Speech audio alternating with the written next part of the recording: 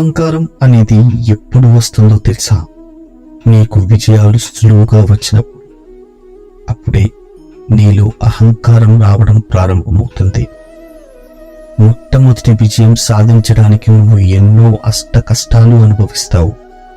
కానీ విజయాలు వచ్చే కొద్దీ నీలో అహంకారం రావడం మొదలవుతుంది.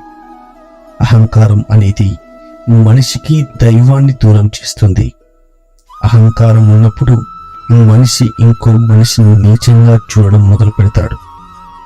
అప్పుడు ఆ సమయంలో మనిషి ఎవరి ముందు అయినా తల దించుకోవడం మర్చిపోతాడు. నేనెందుకు ఇంకొకరి ముందు వంగి ఉండాలి అనుకుంటాడు. చిన్నప్పుడు నడవడం ఎలా నేర్చుకున్నాడు?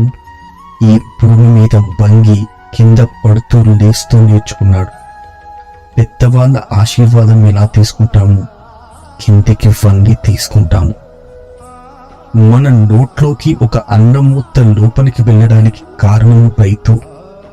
ఆ రైతు పంట కొయ్యాలి అంటే వంగి కొయ్యాల్సిందే. నువ్వు భగవంతుడి ముందు అనుగ్రహం పొందాలి అంటే వంగి తీరాల్సిందే. తుఫాన్లు వరదలు వచ్చినప్పుడు పెద్ద పెద్ద వృక్షాలు ఎలా కింద పడకుండా తప్పించుకుంటాయి? అంతటి గాలికి వంగి ఉండడం వల్ల. ఎవరి ముందు అయినా వంగి ఉండడం అంటే మన ఆత్మగౌరవం వదులుకోవడం అని కాదు. దాని అర్థం మనం వినయంగా ఉంటున్నాము అని. మనం మనుషులం.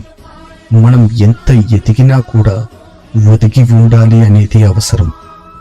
నువ్వు ఇప్పుడు ఈ క్షణం ఎన్ని సుఖాలు సంతోషాలు అనుభవిస్తున్నావు అంటే దానికి ఎంతో కొంత కారణమైన నీ మిత్రులు, నీ బంధువులు వారి పట్ల సదా కృతజ్ఞతతో ఉండాలి. వారి ముందు ఎలాంటి భేషజాలు చూపించకూడదు. అదే సత్యం.